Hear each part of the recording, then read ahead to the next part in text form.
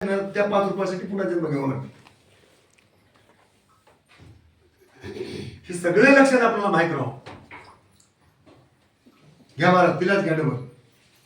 काय वर्णू तुझे महिमान दीनबंधू दयाळ पुन्हा भव भयाचे करुणी मोचन कैवल्य दान देशी तू. काय वर्णन करा बाबा म्हणलंय. दीन लोकांना दुबळ्या लोकांना पदरात घेतोस, त्याला सक्षम करतोस, त्याच्या पाठी मागे लागलेल्या जन्म मरणाच्या दुःखाचं खंडन करतोस, हा, आणि त्याला कैवल्याचं पद देतोस.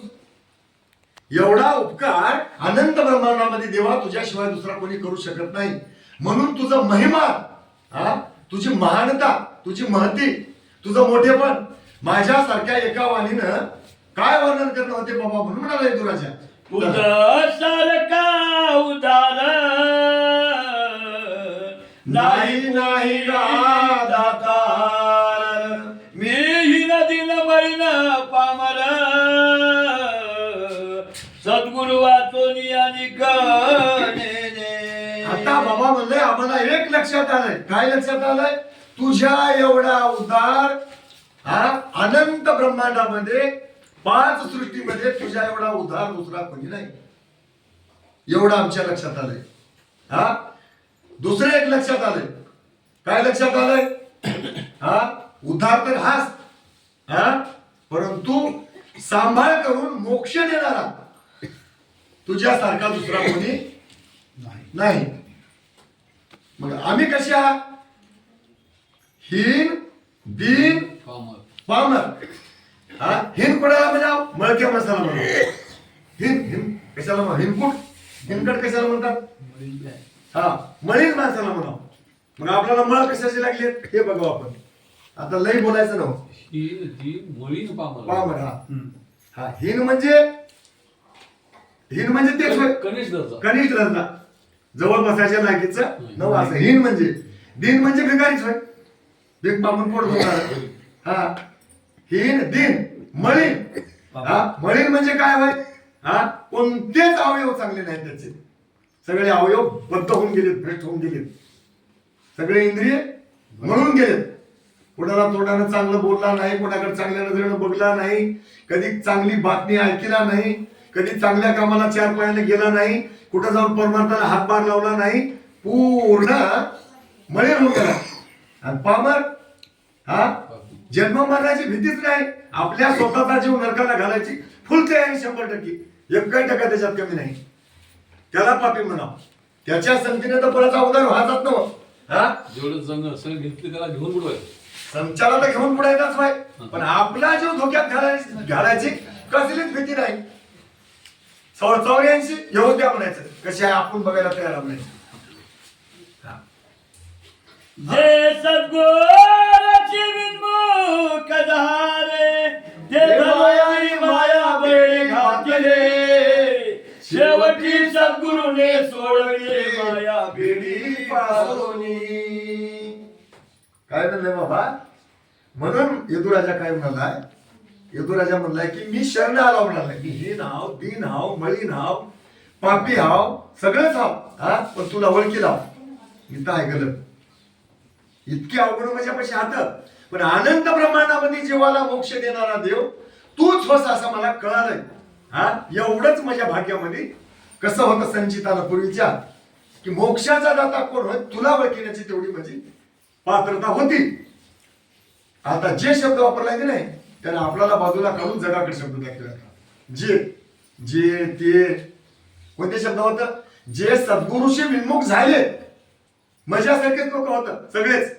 हा, पण मी तुला ओळखी लाव आणि बाकीच्या लोकांना तुला ओळखीलं नाही, बाजूला निघावं त्याच्यातून. हा, आता बाकीच्या ओळखीलं नाही त्याचं नाव आहे जे. जे लोक, हा, तेव्हा जे लोक आलते की नाही आपण म्हणता की नाही तुमच्या घरला तेव्हा जे लोक आलते की नाही ते लोक. कोणते लोक? जे लोक. कोणते? जे तुझशी नाही, जे ओळखीले आणि ते धरून माया बेडी घातली. हा, सद्गुरूला विन्मुख म्हणजे काय होय? सद्गुरू महाराज रस्त्याने येत असल, हा, तर आपण काय म्हणले बल्ला आली म्हणून पाठ करून उभं टाकल्या. त्याच्याकडे तोंड बघायचं नाही म्हणून. आता ज्यानं त्याचं तोंड बघायचं नाही म्हणून त्याच्याकडे पाठ केले तेवढ्याच्या नंबर तिने घेतले. कोण कोण होतं ती आमची माणसं होतो म्हणून. तिने म्हणले हे आपल्या कंपनीचा मानव आहे, यायला महाराजाचं तोंड बघायचा कटाळा आला तर यायला आपल्या घराला नेऊन पहिले तिने. नाही तर तुम्ही इथलाच कुठला महाराज म्हणता, दत्तात्रय प्रभूसाठी येदुराजाचा विषय होय.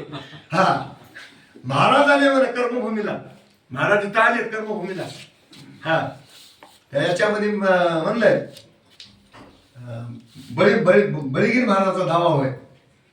बद्रिकाश्रमी भक्त तुमचे आत्रे अनुसया, अनंत शून्ये उतरून तेथे तुम्ही आल्या गुरुराया. धावा होय. धाव धाव रे धाव लवकरी, धाव गुरुराया, सोन्यासारखी नर देही चाली माझी वाया. आता म्हणले कर्मभूमी मध्ये पहाड सयांद्री निर्माण करून या, ऋषी देवाल्यासाठी वैसल्या आसन घालून या. मला पहिले गेले धावा पुरा आहे ना. आता बी तुम्ही एकायसी माझी माता ऐका स्वामी या, माते वाचून बाळावरी कोण करील माया. तुम्हीच पहाड सह्याद्री निर्माण केल्या म्हणले, पहाड सह्याद्री तुम्हीच निर्माण केल्या आणि त्या देवले ऋषी करता आसन घालून बसल्या म्हणले तुम्ही. हे कोण म्हणलाय? यदुराजाने ओळखीलाय देव सह्याद्रीला आलेला. तुम्ही असं समजू नका, देवाला ओळखीली ना काय समजू नका. यदुराजाने ओळखीलाय, बाकीच्या लोकांनी ओळखीलाय. ओळखीले कोणतं तोंड ओळखीले? त्याच्या कंपनीचा मालाला तोंड काढून येत नव्हते, टाळून भेटत होते.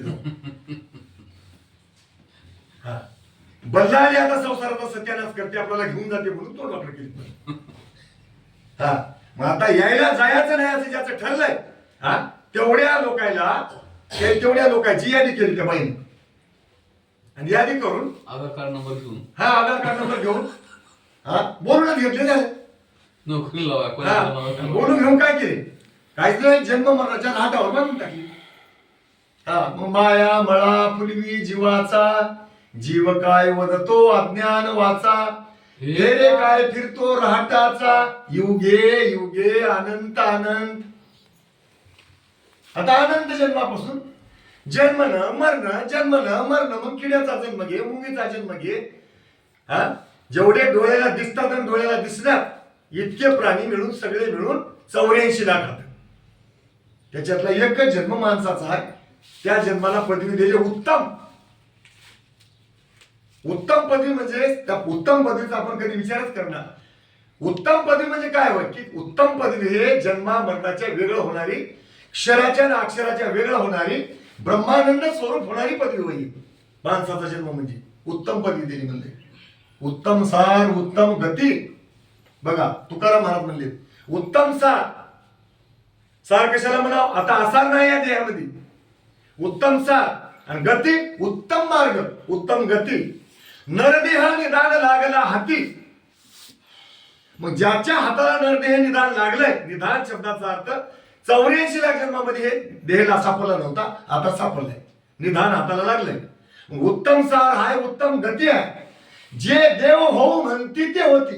जर कोणी कल्पना केली की मला देव व्हायचे, होऊनच जाते. देव हो म्हणती ते होती, मग कान चित्ती धरावे. हे लक्षण आपण आपल्या चित्तामध्ये का घेऊ नये? तुकाराम महाराजांना प्रश्न केलाय. आणि याच्यावर ज्ञानेश्वर महाराज म्हणजे आपण रोज बोललेलं कल्पतरू तळवटी जो कोणी बैसला, काय म्हणणे त्याला सांगा जोजी. राजयाची कांता काय भीक मागे, मनाची या जोगे सिद्धी पावे. ज्ञानदेव म्हणे तरलो आत्ता उतरलो गुरु कृपे.